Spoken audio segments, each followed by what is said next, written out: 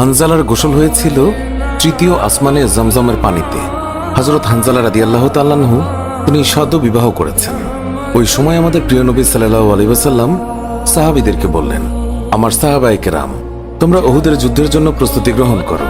রাসূলুল্লাহ সাল্লাল্লাহু আলাইহি ওয়াসাল্লাম হযরত হানজালা রাদিয়াল্লাহু তাআলা আনহুকে বললেন, হানজালা, তোমাকে যুদ্ধে যেতে হবে না। তখন হানজালা রাদিয়াল্লাহু তাআলা আনহু বললেন, ইয়া রাসূলুল্লাহ, আপনি যুদ্ধে যাবেন, কাফেরদের সঙ্গে যুদ্ধ করবেন, আর আমি সেখানে না গিয়ে স্ত্রীর সঙ্গে আমোদ প্রমোদ করব? এটা আমি সহ্য করতে পারবো না, আমাকেও যুদ্ধে নিয়ে চলুন। রাসূলুল্লাহ সাল্লাল্লাহু আলাইহি ওয়াসাল্লাম তখন বললেন, হানজালা, আমি তোমাকে আদেশ দিলাম, তুমি বাড়িতে থাকো, তোমাকে যুদ্ধে যেতে হবে না। হানজালা তখন নবীর আদেশ শুনে কাঁদতে কাঁদতে বাড়ি চলে গেল। আমাদের প্রিয় নবী সাল্লাল্লাহু আলাইহি ওয়াসাল্লাম সাহাবীদেরকে নিয়ে যুদ্ধে চলে গেছেন। এদিকে সাহাবী হানজালা তার স্ত্রীর সঙ্গে রাত কাটানোর পর তার উপর গোসল ফরজ হয়ে গিয়েছে, তাই সে গোসল করতে গেছেন, পানি নিয়ে দাঁড়িয়েও গেছেন।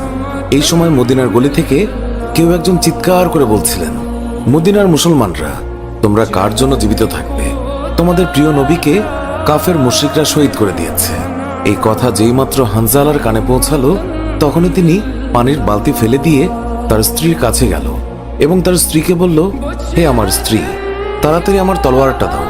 যে কাপুরুষরা আমার নবীকে শহীদ করেছে, যে কাফেররা বিশ্বনবী হযরত মুহাম্মদ সাল্লাল্লাহু আলাইহি ওয়াসাল্লামকে হত্যা করেছে, আমি তাদেরকে ছাড়ব না। আজ হয় তারা মরবে, না হয় আমি মরব। যেই দুনিয়ায় নবী নেই, সেই দুনিয়ায় আমি বাঁচতে চাই না। দাও, আমার তলোয়ারটা দাও। তখন হানজালার স্ত্রী বললেন,